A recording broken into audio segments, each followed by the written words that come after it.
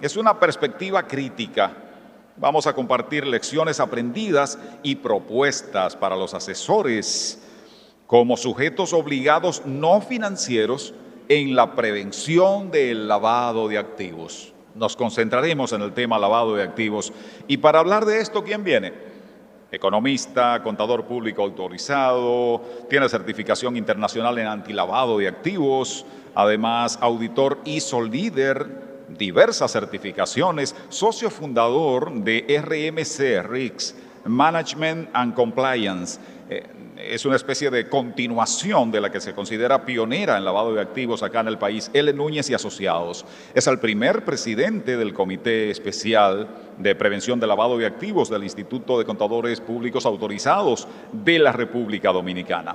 Para compartir con nosotros esta perspectiva crítica, hablando del tema lavado, recibamos a Roberto Mella con.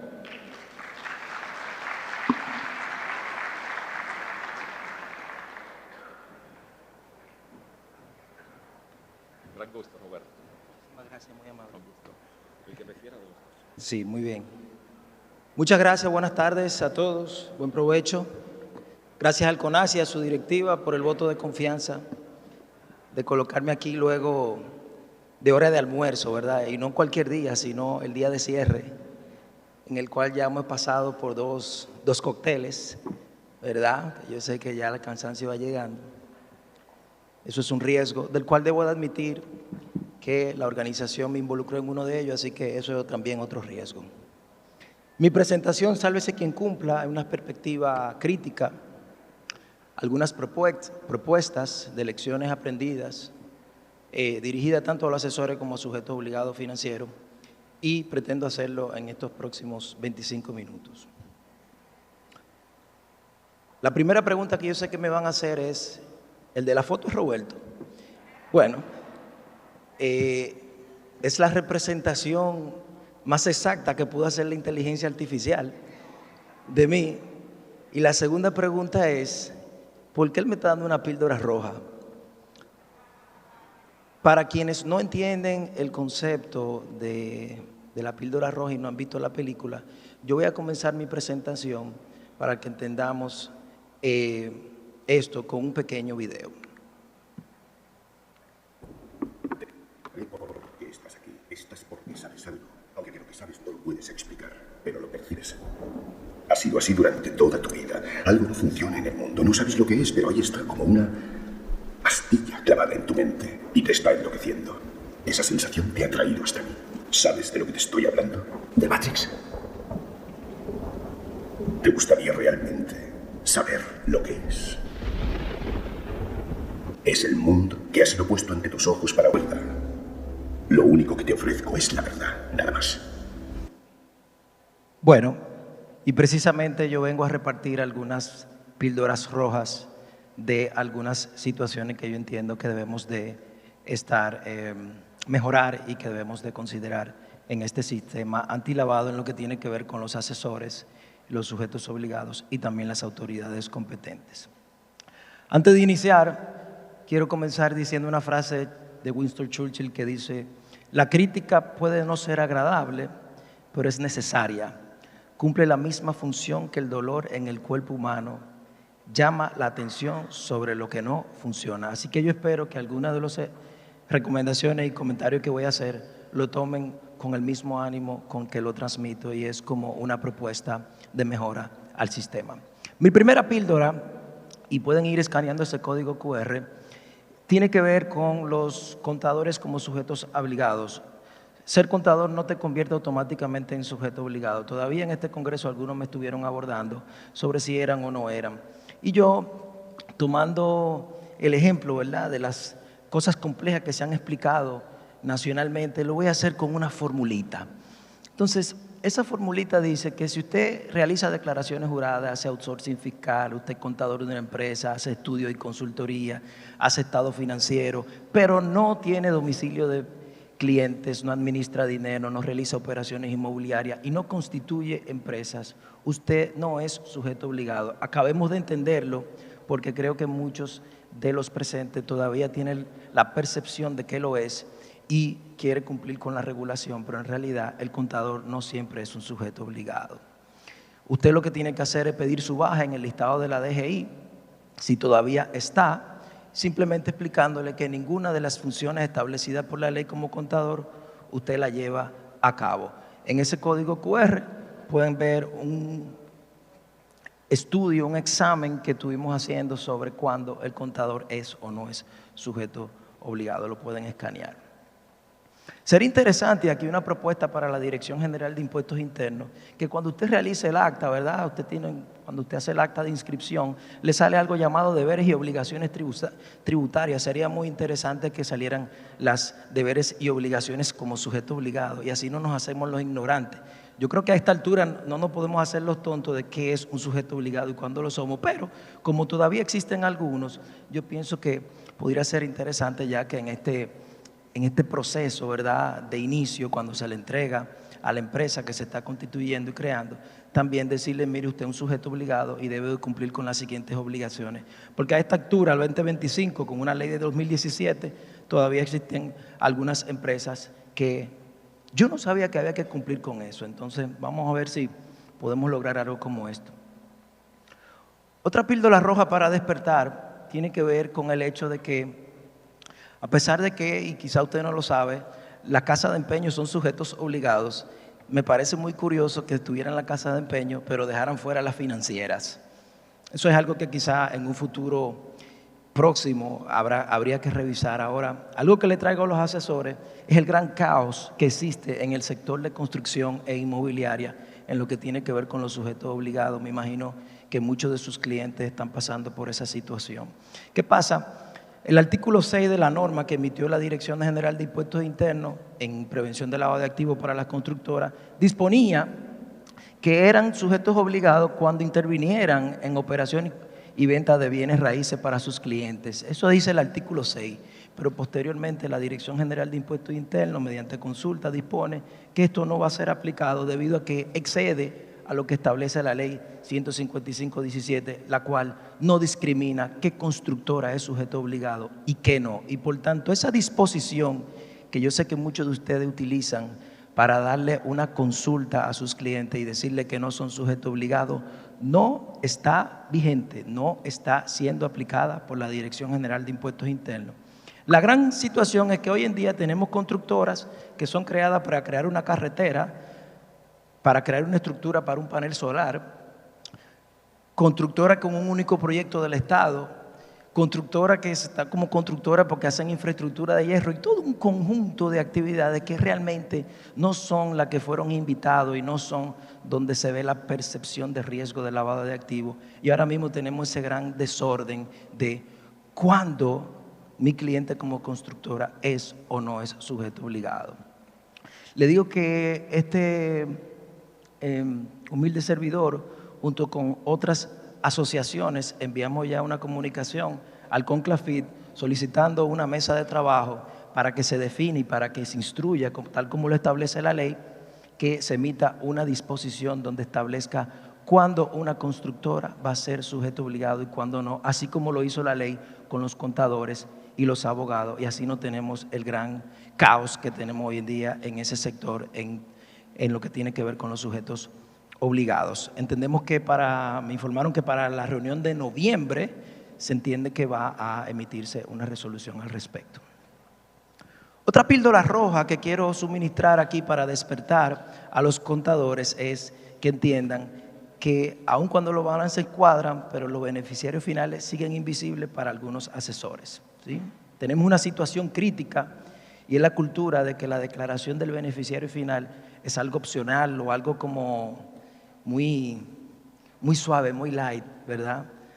Asesores que dejan los formularios creados en la declaración jurada con respecto a lo que le dice el cliente o lo que siempre estuvo, pero no sobre la base de un análisis real de quiénes son los beneficiarios finales de esa empresa. Yo pienso que eso no lo estamos tomando muy en serio y ahí los riesgos que se pueden materializar son muchos, incluyendo la propia falta a los deberes formales de la ley. La ley 155/17 modificó el Código Tributario estableciéndolo como una falta a un deber formal. Así que la obligación de disponer de información actualizada de sus beneficiarios finales. Tenemos riesgos legales, la responsabilidad solidaria o la complicidad indirecta si la empresa es usada para lavado de activos. El contador podría ser considerado un cómplice. Y riesgos reputacionales de estar terminando trabajando para una empresa que uno de sus beneficiarios termina siendo un reconocido delincuente nacional o extranjero. Así que yo hago un llamado a que hagamos un trabajo serio en ese proceso de la identificación del beneficiario final en sus diferentes etapas, y ahí claramente la administración tributaria jugando un rol importante como supervisor y garante de la integridad de esa información declarada. Revisar la calidad de los datos, evitando registros incompletos. Hay que seguir fortaleciendo la capacitación y la comunicación de lo que tiene que ver con el beneficiario final. Responsabilizar al primer filtro, que en estos casos son los contadores, los abogados, y garantizar una interoperatividad tecnológica. Este tema de los beneficiarios finales están terminando siendo en muchos países bases de datos, de registros en los cuales los sujetos obligados y las autoridades competentes, incluyendo autoridades competentes de persecución, de procuraduría, etcétera, terminan buscando información, solicitando información para entender cuáles son los beneficiarios finales de una empresa. Eso no lo tiene la Cámara a veces llega hasta la empresa, pero detrás de la empresa pueden haber muchas otras capas y eso no lo está haciendo ningún organismo. Así que aquí le traigo algunos ejemplos de países que ya disponen de esa base de datos para que inclusive la podamos consultar, asesores, proveedores de tecnología, otros sujetos obligados, al igual que como lo está haciendo, por ejemplo, la Junta Central Electoral. Entonces, la píldora roja que yo le paso para despertar a los contadores es la siguiente. Descubrirás que la base de datos de beneficiarios finales no se está construyendo en oficinas públicas, se están construyendo en los escritorios de cada contador al realizar una declaración jurada. La base de datos de beneficiarios finales, para mí, la que es más completa hasta ahora, la que va a terminar siendo la más completa, la están construyendo ustedes cuando realizan la inscripción de la empresa y cuando realizan la declaración jurada de IR2. Y a mí me parece que esos anexos no le estamos poniendo la seriedad del lugar, ¿sí? Otra píldora roja que traigo tiene que ver con la realidad de las multas. Yo me recuerdo en una capacitación antes con el proyecto de ley que fui a la Escuela de la Judicatura y estaba allí con una serie de jueces, un salón bastante grande, y explicando el proyecto de ley, uno de los jueces se levanta y me dice: licenciado, ¿usted no considera que deberíamos de crear una conciencia generalizada en el tema antes de darle aplicación a la ley? Yo le dije, con mucho respeto, señor juez, a mí me parece que lo que necesitamos no es más conciencia, sino más jurisprudencia, porque la verdad que yo pienso que los buenos ejemplos terminan educando muchísimo más rápido que todos los congresos y capacitaciones del mundo. Un solo ejemplo debe tener 10 años, más impacto que 10 años de capacitación. Entonces, por esa es la razón por la cual las sanciones que están siendo impuestas por los diferentes organismos, Dirección General de Impuestos Internos, uno de ellos, lo pueden ver en su página web, es publicado. Y quiero compartir los resultados de esas sanciones a febrero del año 24.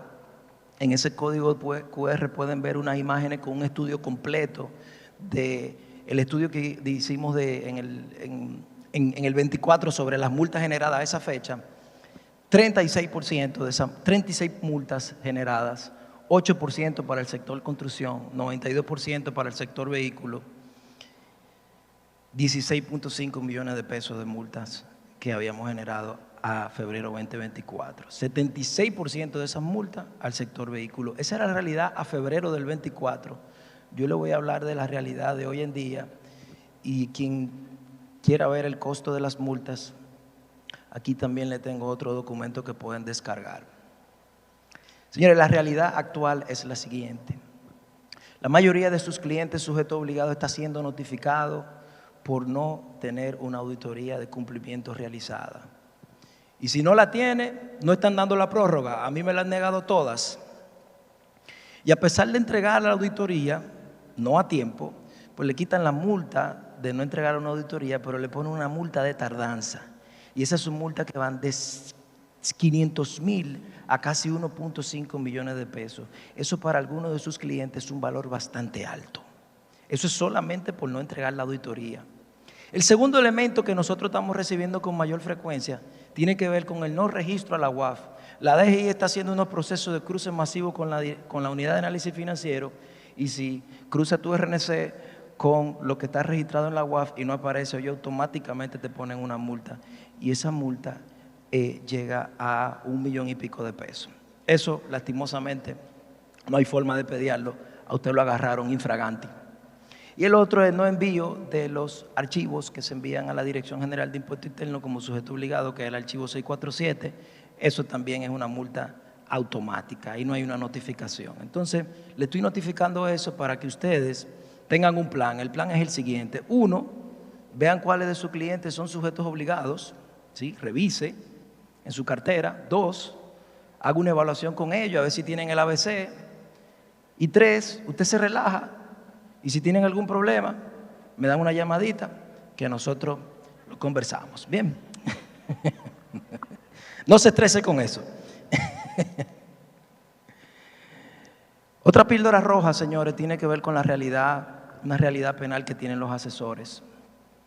Esto fue una frase que trajeron de una charla, no sé si la di en el Instituto de Contadores, pero la rescaté de un artículo y me gustó mucho esa frase que rescataron. Dicen, hay una verdad incómoda.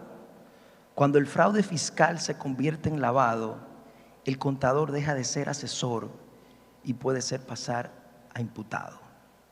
Debemos de comenzar a entender la diferencia entre lo que es una falta y un delito tributario.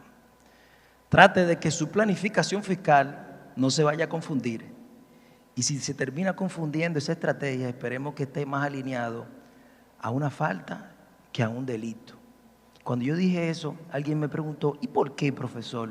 Y le dije, porque la ley viene con un verbo tipo que es quien asesore, y entonces en ese proceso están jalando al asesor para el proceso penal. Si se demuestra que esa planificación fiscal en realidad estaba más enfocado, como decimos, a armar unos muñequitos, ¿verdad?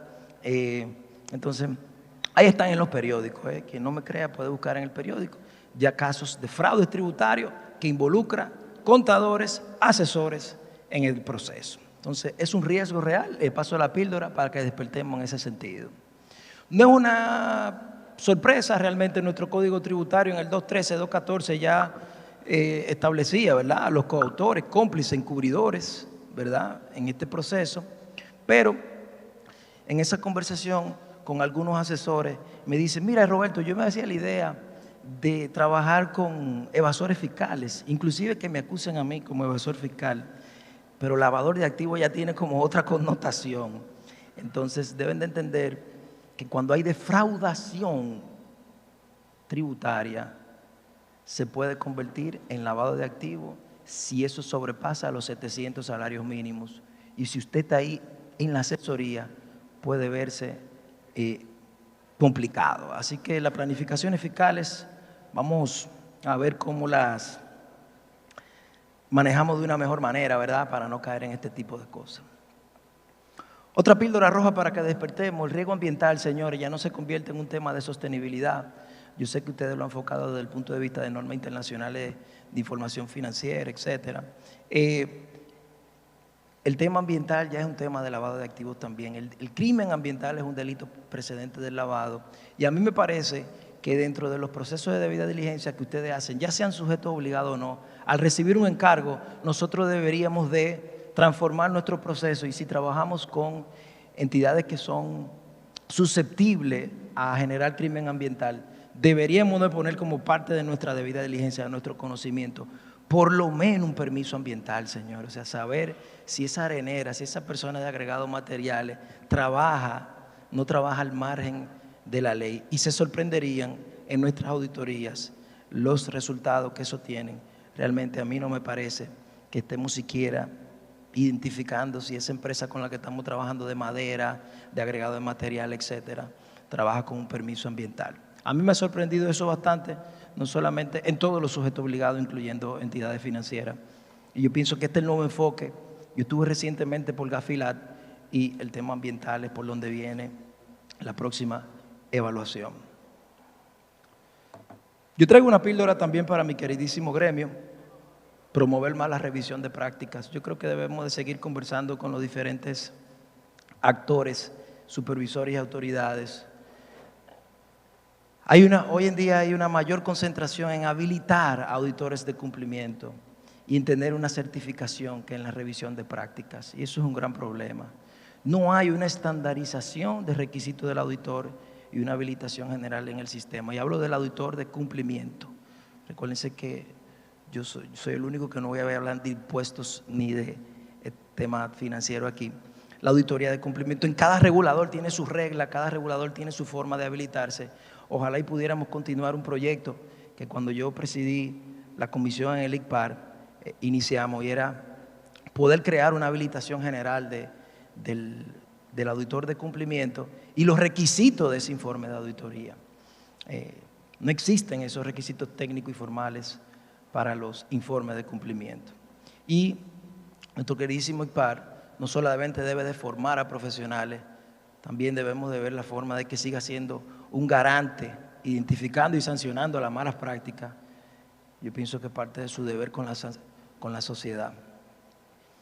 Y yo le traigo un ejemplo práctico. Eso que yo tengo ahí, que con inteligencia artificial, nosotros utilizamos inteligencia artificial para evaluar informes. Nosotros tomamos un informe previo de una auditoría de un cliente que nos contrató, y ese informe, cuando lo vimos, dijimos, wow, pero esto se parece exactamente a un informe que nosotros hemos emitido. Y en efecto, hicimos la comparación y era 83.5% el mismo informe que nosotros habíamos emitido previamente a un cliente. Entonces, ¿cómo se maneja esto? ¿A dónde lo llevo? ¿Cómo lo sancionamos? Esto es un auditor copiando el informe de otro auditor tal cual. Una locura, ¿sí? Lo peor era que era el mismo cliente, o sea, por lo menos hágalo de un cliente distinto, en el mismo cliente. El otro tema que tenemos con esto de los auditores, buscamos certificaciones, pero yo estoy viendo que más certificaciones no significa ser más competentes. El sistema confunde un diploma con la verdadera idoneidad, que es hacia donde tenemos que ir llevando esta conversación. Y miren, esto que le traigo aquí es algo real. Un colega necesitaba, como parte de su habilitación como auditor de cumplimiento, una certificación internacional, y me escribe que si yo no tengo a nadie conocido que sepa que vaya a tomar un examen. Le digo, no.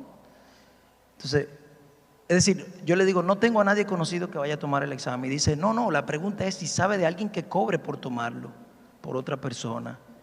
Yo todavía le digo, o sea, ¿tú quieres que alguien tome el examen por ti? Me dice que sí. Y le digo, yo no conozco a nadie que coja el examen por ti. O sea, llegamos a un punto en donde lo importante no es ser idóneo, es tener la certificación. O sea, ya inclusive estamos creando un mercado de personas donde dice, toma el examen tú y certifícate por mí para yo tener el aval. Una completa y absoluta locura. Y déjenme decirle que no que yo sea un crítico de certificado. La primera certificación en República Dominicana en materia de prevención del lavado de activos está plasmada en esa foto. Y si puede ver en uno de los extremos de ahí, está el señor aquí sin barba, ¿verdad? Yo fui uno de los promotores de la primera certificación. Yo no la critico. Ahora, hacia donde ha caminado ese tema de la certificación es un completo y real relajo que se tiene, en donde usted va a una clase de 8 horas, coge un examen de 50 preguntas y ya usted sale a la calle y usted es un auditor de cumplimiento y por ahí María se va. A mí me parece que eso no está muy bien. Otra píldora roja que traigo, cuando los sujetos obligados financieros implementan malas prácticas en el ecosistema para cubrir sus riesgos. A mí me sorprendió, me generó mucha sorpresa en un banco que yo solicité un crédito, que me dice, necesitamos unos estados financieros personales. Era algo de la empresa. auditado por un contador.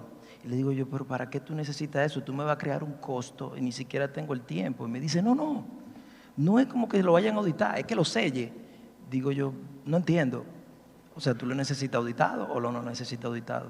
Me dice, sí, yo lo necesito auditado, pero no es como que te vayan a hacer una auditoría, es nada más que te lo sellen. Y yo todavía no entendí, decía, pero es que yo no entiendo qué es lo que tú me estás pidiendo, querido banco. O sea, o está auditado o no está auditado. Auditar un estado financiero implica un trabajo.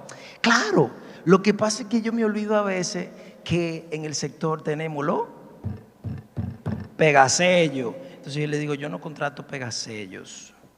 Entonces yo creo que el instituto, yo le hago un llamado, deberíamos reunirnos con los bancos y decirle, aprenda a pedir, ¿usted quiere una compilación o quiere un estado financiero auditado? O no lo pida. Porque yo no puedo buscar a alguien que simplemente se parquee. O sea, usted ha estudiado 4 años, se ha certificado, ha hecho muchísimas cosas, viene a estos congresos y se para en el parqueo de un banco, le pega un sello a una hoja y eso le da fe pública.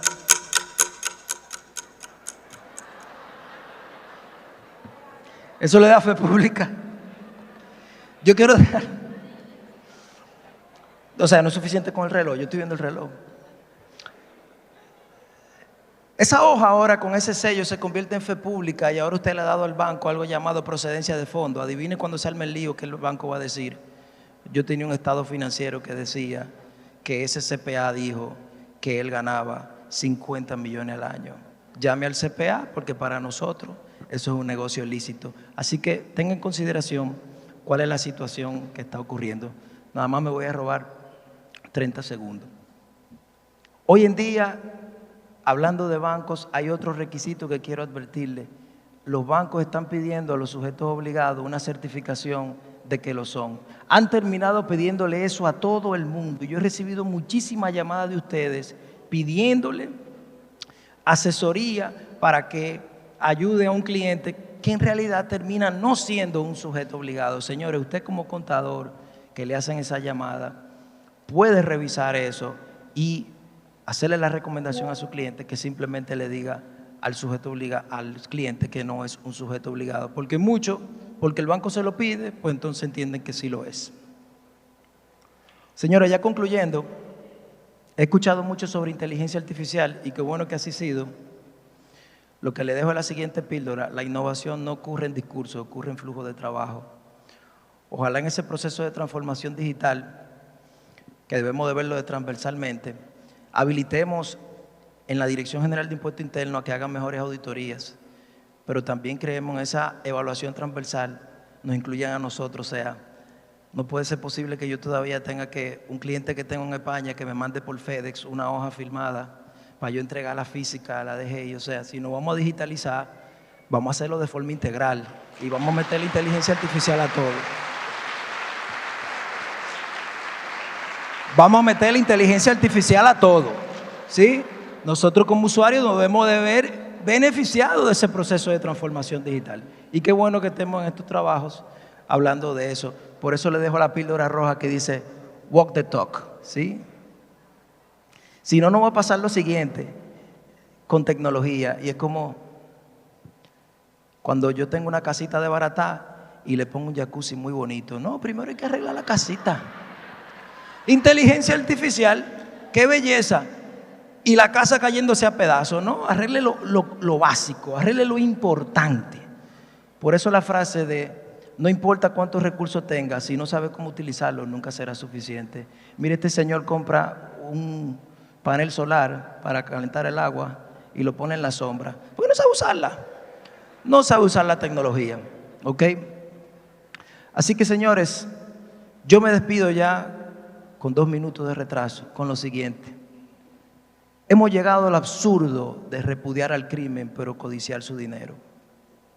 Las sociedades nos hemos convertido en espectadores de primera fila del crimen de cuello blanco, en donde lo intolerable no es que exista, sino que no me incluyan en sus beneficios. Es tiempo de dejar de ser espectadores y convertirnos en protagonistas del cambio. Muchas gracias, señores.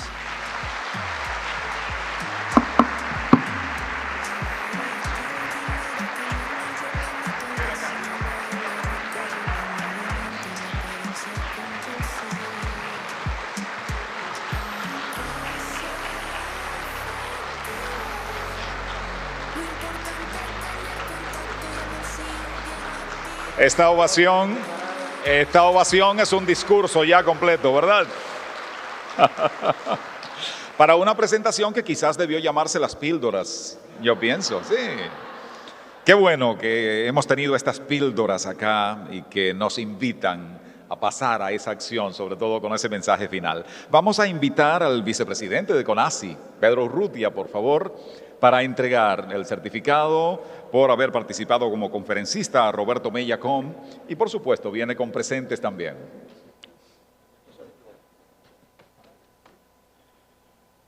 Con ese abrazo se agradece. Están los presentes, está el certificado y, por favor, lo abren. Abierto, por favor. Los artistas del lente se encargan entonces de que esto quede elegantemente bien. Y con este otro aplauso reiteramos el agradecimiento. Gracias, muchas gracias Roberto, gracias don Pedro Urrutia por ayudarnos en la entrega de certificados y de presentes.